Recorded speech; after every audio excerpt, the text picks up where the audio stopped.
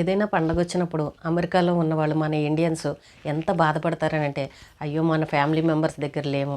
చక్కగా అక్కడ అందరూ బంధువులు, ఫ్రెండ్స్ అందరూ ఉన్నారు. అందరితో చక్కగా ఎంజాయ్ చేయొచ్చు. కానీ ఇక్కడ ఎవ్వరూ లేరని చాలామంది బాధపడేవాళ్ళు ఉంటారు. కానీ మన పిల్లలు ఎక్కడో దూరంగా ఉండి పండగొచ్చినప్పుడు మనం ఇంట్లో ఎన్ని రకాల పిండి వంటలు వండుకోవాలన్నా సరే అది మనసుకి చెయ్యాలని అనిపించదు. చాలామంది తల్లులు, అమ్మలు అంటుంటారు, పాపం వెర్రివెదవ అక్కడ వాడు ఏం తిన్నాడో, అక్కడ ఏమీ ఉండవు, పోని కొనుక్కొని తిందామన్నా సరే అక్కడ ఏమీ దొరకవని ఇలా బాధపడేవాళ్ళు కూడా ఉంటారు. కనీసం డబ్బులు అయితే అయ్యాయి, ఏ హోటల్లో అన్నా మంచి ఫుడ్ తిందామనంటే అక్కడ మన ఇండియన్ ఫుడ్ కూడా సరిగ్గా దొరకదు.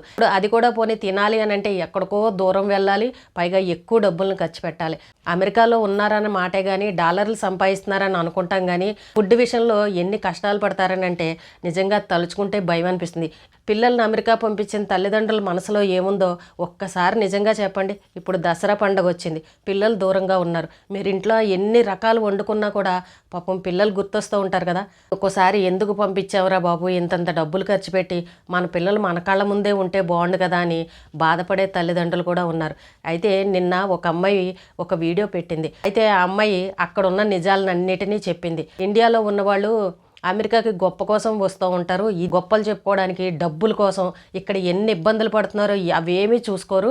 మనం అమెరికా వచ్చామా లేదా, డాలర్లు సంపాదిస్తున్నామా లేదా ఇదే చూసుకుంటారు తప్ప ఇక్కడ ఎన్ని మిస్ అవుతున్నాం, ఎంత డిప్రెషన్లోకి వెళ్తున్నామని ఎవ్వరూ ఆలోచించరని చెప్పేసి ఆ అమ్మాయి చక్కగా ఒక వీడియో పెట్టింది. ఇండియాకి ఇక్కడికి తేడా ఏంటో చెప్తానని చెప్పేసి కొన్ని విషయాలు చెప్పింది. పొద్దున్నే లేవగానే చాలా ప్రశాంతంగా ఉంటుంది. పొద్దున్న తలుపు తీసి బయటకు రాగానే చక్కగా చుట్టూ చెట్లు, ప్రశాంతమైన వాతావరణం, హాయిగా అనిపిస్తుంది. అలా ఒక గంట వరకు బాగానే ఉంటుంది. తర్వాత ఇంకా నిశ్శబ్దం అన్నమాట, ఎవరూ మాట్లాడే వాళ్ళు ఉండరు. అదే ఇప్పుడు మా హస్బెండ్ ఉంటే నేను ఉద్యోగానికి వెళ్ళిపోతాడు, నేను ఇంట్లో ఒక్కదాన్నే ఉండాలి, ఎవ్వరూ మాట్లాడే వాళ్ళు ఉండరు. నిశ్శబ్దం అనేది ఎంత భయంకరంగా ఉంటుందనంటే అది మాటల్లో చెప్పలేంది. అలా ఆలోచించి కొన్ని రోజులకి డిప్రెషన్లోకి వెళ్ళిపోతాం. సరే బయటకు వచ్చి పక్కింటి వాళ్ళతోటి ఎవరితో అన్నా మాట్లాడదామన్నా, బయటకు వచ్చి కొంచెంసేపు అలా అరుగు మీద కూర్చుందామని బయటకు వస్తే ఒక్క పిట్ట కూడా కనిపించరు, మనిషి అనేవాళ్ళు కనిపించరు. చూడండి అని చెప్పేసి ఆ చుట్టూ వాళ్ళ పరిసర ప్రాంతాలంతా వీడియో తీసి చూపించింది. ఇక్కడ మన ఇళ్ళలాగా దగ్గర పక్కపక్కన లేవు, దూరంగా ఉన్నాయి. పైగా ఎవరింటి ముందు వాళ్ళ కార్లు ఉన్నాయి, కార్లు వేసుకుని వెళ్ళేవాళ్ళు సైలెంట్గా కారులో వెళ్ళిపోతున్నారు. ఆ కారులో ఎవరున్నారో ఎవరు లేరో కూడా కనిపించని పరిస్థితి అనమాట. తలుపు తీసి బయటకు వచ్చిన వాళ్ళు ఎవ్వరూ కనిపించట్లే. చూడండి, ఎవరైనా ఒక్క మనిషి అన్నా కనబడుతున్నారా? ఇంకా నేను బయట కూర్చుని ఏం ప్రయోజనం చెప్పండి. ఇక్కడ చూద్దామన్నా మనుషులు కనబడట్లేదు, ఇక్కడ మనుషులు లేని అడవిలో ఉన్నామా అని అనిపించింది అని చెప్పేసి ఆ అమ్మాయి ఆ వీడియో పెట్టింది. సరే మన ఇండియాలో ఉన్న వాళ్ళకి ఫోన్ చేసుకుందామని చెప్పేసి ఫోన్ చేస్తే గంటలు ఇంకా వాళ్ళతోనే మాట్లాడుకోవాలి, బంధువులతోనూ, ఫ్రెండ్స్తోనూ, ఇంకా మన అక్క చెల్లెలతోనూ, అన్నదమ్ములతో, వీళ్ళతోనే మాట్లాడుకోవాలి. వాళ్ళ పనుల్లో వాళ్ళు ఉంటారు. ఇక్కడ పగలు అక్కడ రాత్రి నిద్ర మానేసి పాపం ఎంతసేపు అని వాళ్ళతో మాట్లాడతాను చెప్పండి. అమెరికాలో ఉన్న వాళ్ళు ఇండియా వాళ్ళతోటి అలా గంటలు మాట్లాడి కాలక్షేపం చేస్తూ ఉంటారు. ఎందుకంటే ఇక్కడ మాట్లాడే వాళ్ళు ఎవరో ఉండరు. కొంతమంది అంటారు కమ్యూనిటీలు ఉంటాయి కదా, తెలుగు వాళ్ళు ఉంటారు కదా, మీకు గ్రూపులు ఉంటాయి కదా, మరి తెలుగు వాళ్ళు కూడా అక్కడ చాలామంది ఉన్నారు కదా అని చెప్తూ ఉంటారు. అవన్నీ ఎక్కడెక్కడో కొన్ని చోట్ల ఉంటాయి, కొంతమంది దగ్గరగా ఉంటారు, కొంచెం రిచ్ ఏరియాలోనూ అక్కడ ఉంటారు, కొన్ని చోట్ల అయితే దూరంగా ఉంటారు.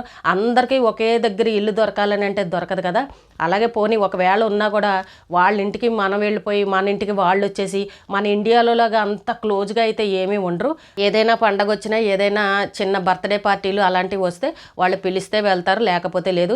రోజు ఓ అని వాళ్ళ ఇంటికి వెళ్ళిపోయి మాత్రం పూసుకుని అయితే మాట్లాడరు. కలిసినప్పుడే మాట్లాడుకుంటారు, లేదంటే ఫోనుల్లో మాట్లాడుకుంటారు. మన ఇండియాలో లాగా మాత్రం అస్సలు ఉండదు అని ఆ అమ్మాయి చక్కగా వివరించి చెప్పింది.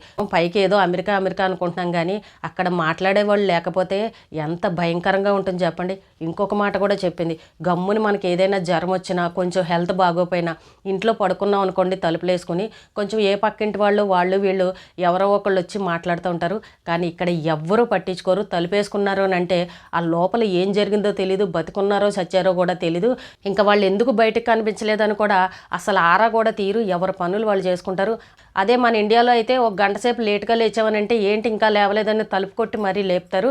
చూడండి అక్కడికి ఇక్కడికి ఎంత తేడా ఉందో. అంత భయంకరంగా ఉంది ఈ ప్లేస్ అయితే. నాకైతే అస్సలు నచ్చలేదు. అమెరికాకి ఎవ్వరూ రావద్దు.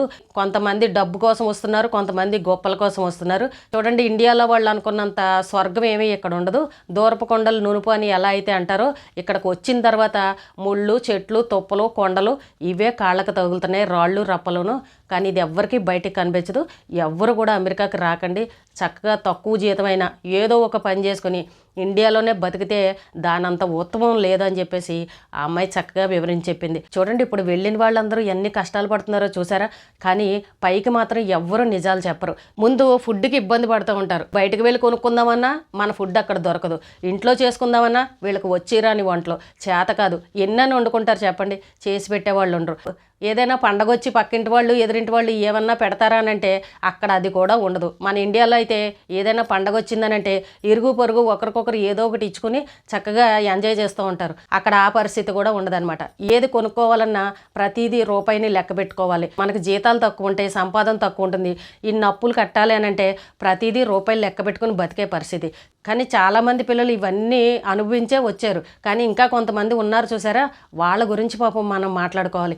ఇలా ఏదైనా పండగ వచ్చినప్పుడు మాత్రం తల్లిదండ్రుల ఆవేదన, తల్లిదండ్రుల బాధ అయితే వర్ణనాతీతమనే చెప్పాలి. ఇన్ని గంటలు ఫోన్లు మాట్లాడినా కూడా మనసులో ఆ బాధ అనేది ఉంటుంది. ఇవన్నీ బయట ప్రపంచానికి ఏమీ కనబడవు.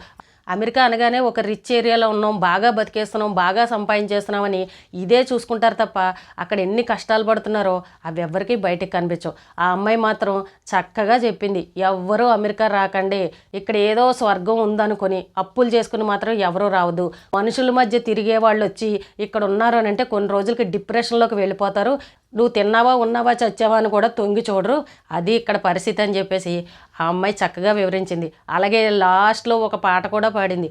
నా జన్మభూమి ఎంతో అందమైన దేశము అని చక్కగా ఇలాంటి పాట కూడా పాడింది. అసలు ఇన్ని అప్పులు చేసి, ఇన్ని బాధలు పడి, వీసాల కోసం గుళ్ళల్లో ప్రదక్షిణాలు చేసి, ఇంత కష్టపడి అక్కడికి ఎందుకు వెళ్తున్నారు, ఎందుకు కడుపు మార్చుకుంటున్నారు? ఈ మాత్రం సంపాదన, ఈ మాత్రం తిండి మన ఇండియాలో బతకలేమా చెప్పండి? ఇండియాలో ఉద్యోగాలే లేవా? ఇంతమంది బతుకుతున్నారే, మీరు బతకలేరా చెప్పండి? ఇంత బాగా చదువుకున్న మేధావులు అయ్యుండి, ఎంతో జ్ఞానం ఉన్న వాళ్ళు అయ్యుండి మీలాంటి వాళ్ళకి ఇక్కడ ఉద్యోగాలు దొరకవా చెప్పండి? ఇక్కడ మానసికంగా తల్లిదండ్రులు బాధపడుతున్నారు. అక్కడ కూడా అయ్యో అమ్మా నాన్నకు దూరంగా ఉన్నామని పిల్లలు బాధపడుతున్నారు. చూడండి, లోపల జరిగే విషయాలు ఎన్నున్నాయో. పైకి కనిపించేది అంతా రంగుల ప్రపంచం, ఎంతో ఎంజాయ్ చేయొచ్చు, ఎంతో లగ్జరీగా బతకచ్చు, డాలర్లు సంపాదించవచ్చు అని ఇలా కలలుగానే అక్కడికి వెళ్ళిన వాళ్ళు ఎన్ని కష్టాలు, ఎన్ని ఇబ్బందులు పడుతున్నారో ఇప్పుడు ఒక్కొక్కరు చెప్తుంటే బాధ అనిపిస్తుంది. ఇప్పుడు ఈ ట్రంప్ క్షణక్షణం భయంలాగా ఎప్పుడు ఏ న్యూస్ను వదులుతాడో తెలియని పరిస్థితి, ఎప్పుడు ఉండమంటాడో ఎప్పుడు పొమ్మంటాడో అర్థం కాని పరిస్థితి. వెనకాల చూస్తే ఈ అప్పులు, లోన్లు ఇవన్నీ ఎలా తీర్చాలో అర్థం కాని పరిస్థితి.